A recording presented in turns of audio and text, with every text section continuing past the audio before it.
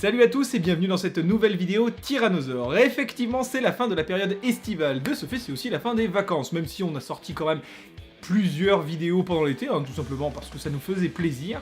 Là, nous reprenons officiellement et en grande pompe les vidéos sur la chaîne YouTube ainsi que sur TikTok. Nous reprenons à fond en fait sur tous les réseaux sociaux. Voilà. Alors oui, j'aurais dû commencer la nouvelle saison de Tyrannosaure bien avant, mais la semaine dernière, il y avait tout simplement le The Event qui a duré du vendredi au dimanche. Donc forcément, comme moi, mes vidéos, j'ai tendance à les sortir plus tôt le vendredi. Ça n'avait pas beaucoup d'utilité, tout simplement. Et puis, ce nouveau format que j'avais prévu de faire plutôt le dimanche, puisque actuellement, David ne reprend pas tout de suite ses vidéos sur la chaîne. Eh bien je me suis dit, bah allez, allons-y, on va en profiter et je vais plutôt attendre le nouveau mardi de septembre pour pouvoir sortir cette vidéo. Et oui, qui dit nouvelle saison dit aussi tout un tas de nouveaux formats qu'on va essayer. Alors, forcément, tout le monde connaît mon personnage de Tyrannosaure du Tyrannosaure, c'est-à-dire un parfait connard. On va pas se mentir, franchement, voilà. J'ai pas un énorme succès en tant que personnalité, j'ai tendance à dire tout haut ce que les gens pensent tout bas, enfin... dans le milieu de la psychiatrie, je parle évidemment, parce que le reste, on va pas dire que ça me concerne particulièrement. Même si j'ai tendance à donner mon avis sur 2-3 conneries quand même. Mais bon. Par contre, ce qui serait intéressant pour moi, ce serait de vous faire découvrir la personne derrière le Tyrannosaure. Parce que justement, la plupart des youtubeurs ont tendance en fait à se créer un alter ego qui est quand même un peu différent de ce qu'est le youtubeur dans la réalité. J'ai le parfait exemple avec Jérôme Niel. C'est-à-dire, il suffit de penser au tuto de Camille, et de son personnage que moi j'adore, évidemment, parce que justement, il est très loin de ce que je suis dans la réalité. Voilà, mais j'y viens, je vais vous expliquer un peu ça. Et justement, Jérôme Niel est en réalité une personne lui-même assez discrète, sensible, c'est comme quelqu'un quand même qui est relativement poli, voilà, qui se fait pas remarquer, qui est même presque timide. Alors je vais peut-être pas aller jusque là, mais bon, vous voyez un peu l'idée. Et donc il est quand même très différent de son alter ego, très connu pourtant sur les réseaux sociaux, avec sa méchanceté, son agressivité, qu'on lui connaît si bien. Et en réalité, il est totalement différent. Attention, loin de moi l'idée de me comparer évidemment à Jérôme Niel. De ce fait, je me suis dit que j'allais sortir une série de vidéos appelée La vie de Charlie, pour vous parler en fait de choses qui me sont plus personnelles, loin effectivement de tout ce qui touche à Tyrannosaure. Voilà. Et pour ce premier épisode, et suite à un sondage que j'ai fait, justement, nous allons parler d'un acteur qui me tient à cœur, et je sais qu'il tient aussi à cœur à mon petit frère ainsi qu'à mon coéquipier dans les vidéos David. Eh bien, il s'agit tout simplement de Jim Carrey.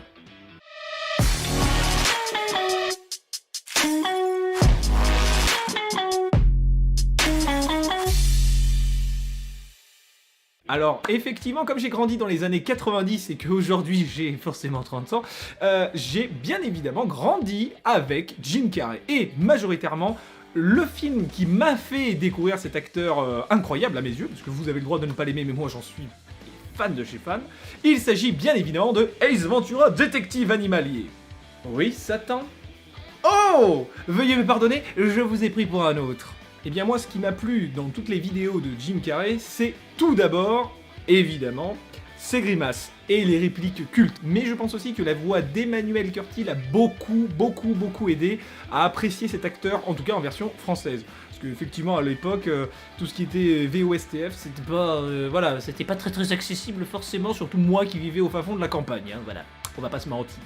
Et donc oui, la toute première cassette vidéo que j'ai eue, parce que oui, on parle bien de cassette vidéo, de VHS, donc la toute première cassette que j'ai eue, c'était Ace Ventura, détective animalier, un film, mais alors moi qui m'a fait rire, et même encore aujourd'hui, si je regarde ce film, mais je me bidonne. Alors, je sais qu'il est victime actuellement d'une énorme polémique, comme quoi il serait transphobe. Honnêtement, je ne pense pas, enfin c'est pas comme ça que moi je le vis, mais est-ce que c'est parce que c'est un film de mon enfance que je chéris particulièrement à cause des répliques cultes, évidemment. Je dois reconnaître que l'homme au doigt caoutchouc a été d'une extrême délicatesse. Que vous m'écoutiez chanter ou non, ça n'a trop d'aucune importance. C'est assez, dit la baleine.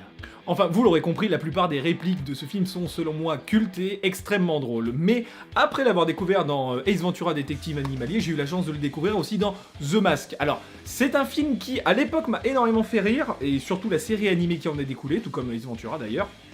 Par contre, je préfère honnête, et je préfère vous le dire, plus le temps passe, et plus c'est un film qui me fait de moins en moins rire. Alors oui, par contre, il y a effectivement quelques moments cultes, quelques répliques cultes, je pense majoritairement au moment où il se retrouve dans le parc, mais alors là, c'est quand même à mourir de rire.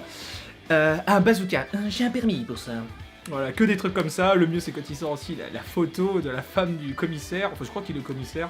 Non, mais vraiment, ce film reste drôle, mais il vieillit pas très bien, voilà.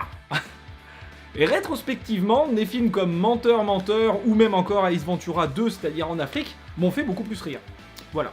Mais le summum du summum, ça reste quand même Ace Ventura, le tout premier, le premier du nom. Oh, excusez-moi. Voilà, je me suis échappé. Enfin bon, bref, blague à part, je voulais vous partager voilà cette passion que j'ai pour lui. Alors, en fait, c'est quelqu'un qui, moi, m'a beaucoup inspiré dans mon jeu d'acteur. Je dis pas que je suis un bon acteur, même honnêtement, j'estime être peut-être même meilleur réalisateur, ou en tout cas, j'écris de meilleurs scénarios que je ne joue. Même si j'ai fait en fait énormément de théâtre, j'ai fait à peu près 10 ans de théâtre. Honnêtement, je suis pas si grand acteur que ça, on va pas se mentir. Mais je me débrouille, voilà, je m'en sors. Surtout parce que j'ai pu suivre par passion des acteurs comme Jim Carrey avec qui j'ai grandi. Pour la petite anecdote, dès l'enfance, je m'amusais à imiter les mimiques de Jim Carrey dans le miroir le matin avant d'aller à l'école, le soir avant d'aller me coucher, pendant que je me brossais les dents, tout ça, c'est vrai que c'est quelque chose que je faisais beaucoup. Et évidemment, je pense que ma passion pour les voix françaises, pour le doublage, pour les acteurs de doublage, les comédiens de doublage, excusez-moi, désolé, vilain garçon. Je pense que ça me provient déjà de Emmanuel Curtil, justement, avec Jim Carrey dans Ace Ventura. On va pas se mentir. De même, quand j'étais beaucoup plus jeune, et justement avec David, on avait même fait notre petit court-métrage rien qu'à nous, énormément inspiré de Ace Ventura, hein, que ça soit dans le style du personnage, etc. Et donc j'avais appelé ce truc, je l'avais appelé Jess Light. Et on avait énormément rigolé, mais vraiment, on avait passé plusieurs week-ends à tourner ce petit court-métrage à la con, à 3, donc c'est-à-dire il y avait moi, David et donc le frère de David, avec qui on faisait énormément de vidéos, c'est-à-dire on avait un vieux caméscope à la con avec des petites cassettes là comme ça, ouais, je suis vieux, putain. Et on se filmait sans arrêt quand on avait le temps les week-ends, on faisait des parodies de pubs, on faisait aussi des parodies de tout ce qui est JT, etc., etc. Et ça vient à l'origine de tout ce qu'on voyait de Jim Carrey, majoritairement. Et puis plus tard, j'ai même pu partager en fait ces passions de Jim Carrey avec mon petit frère, que j'aime énormément, avec qui je suis extrêmement proche.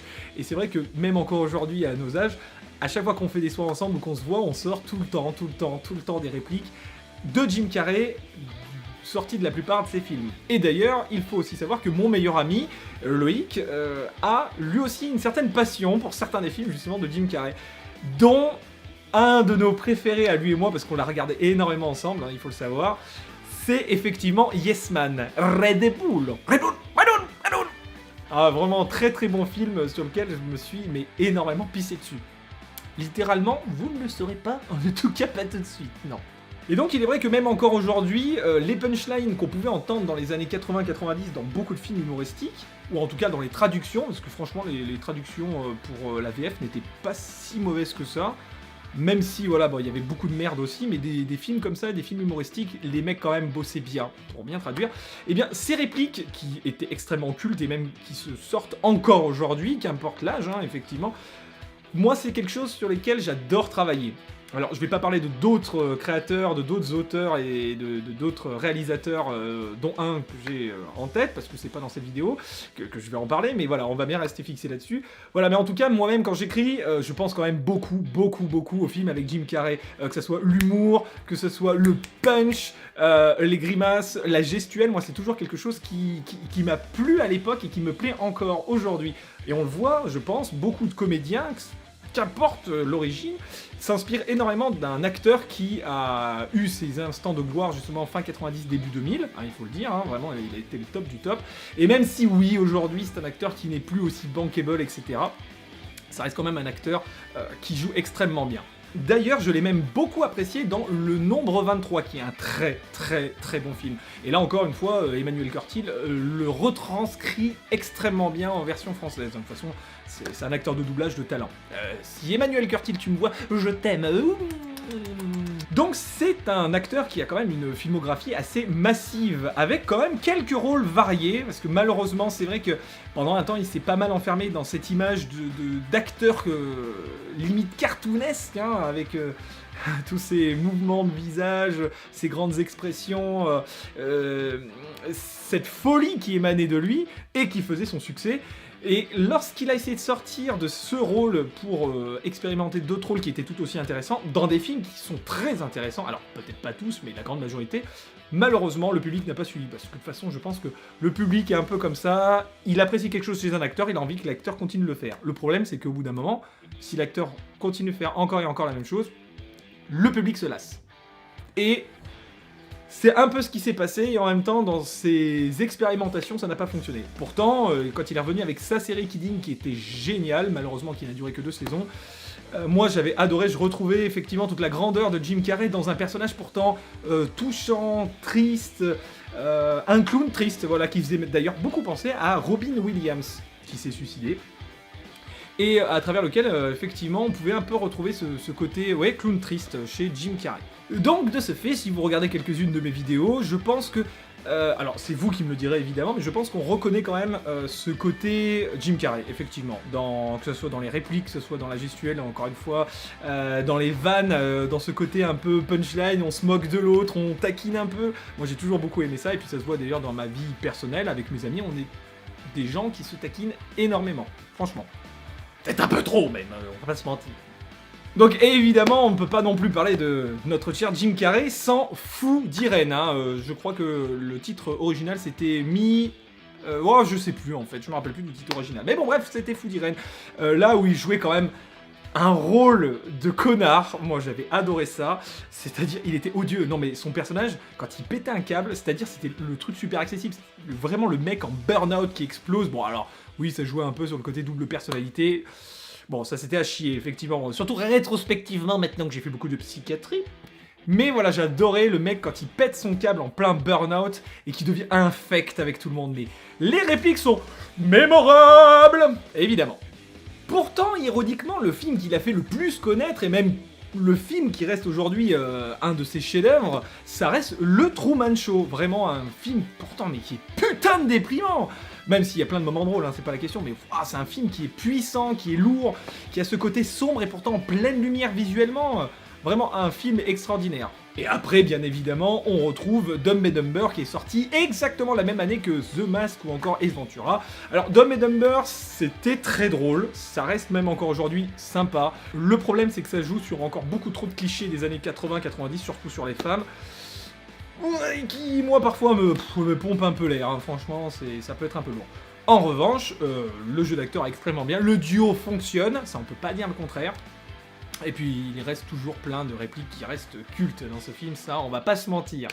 Alors évidemment, hein, c'est pareil, je ne peux pas parler de Jim Carrey sans vous parler du mythique Bruce Tout-Puissant. Moi je me rappelle quand il est sorti à l'école, on parlait que de ça, on sortait sans arrêt les répliques de ce film, c'était un des films les plus attendus du moment. On s'est pressé dans les salles de cinéma, moi je me rappelle, j'habitais à une demi-heure en voiture de la salle de ciné, on avait fait des pieds et des mains pour pouvoir y aller, non mais c'était... mythique, c'était un film d'anthologie, à l'époque hein, je parle, alors aujourd'hui je suis pas sûr qu'il aurait exactement le même succès, mais à l'époque c'était encore un Jim Carrey, évidemment beaucoup de mimiques, encore des répliques cultes, et ce film est évidemment blindé de répliques cultes. Donc pour cette première vidéo, je tenais vraiment à vous partager mon amour de Jim Carrey. Voilà. En tout cas, merci d'avoir regardé cette vidéo, j'espère que ça vous aura plu et que ça vous permettra d'en savoir un peu plus sur moi et justement certaines choses qui m'ont inspiré, qui m'inspirent toujours dans la réalisation des vidéos, des sketchs, dans les personnages que je peux créer. En tout cas, j'espère vraiment que cette vidéo permettra de dialoguer justement ensemble sur quelque chose qui me passionne, et évidemment d'autres vidéos suivront sur la vie de Charlie, justement, pour qu'on puisse apprendre à se connaître, parce que c'est le but aussi pour moi, ça serait de créer une communauté tous ensemble où on pourrait échanger librement sur nos goûts et sur nos désaccords tout autant, hein, d'ailleurs. Après, évidemment, pour toutes les personnes qui n'ont pas aimé Jim Carrey, je peux comprendre, cette vidéo vous paraîtra peut-être un petit peu lourde, mais bon, hein. Allez, faites la paix, roulez-vous une pelle. On se retrouve très vite en tout cas pour une prochaine vidéo de La vie de Charlie, et très rapidement pour une prochaine vidéo d'Anarchie en psychiatrie, normalement ce vendredi même. Allez, des poutous, mes petits lapins en sucre, et à très vite.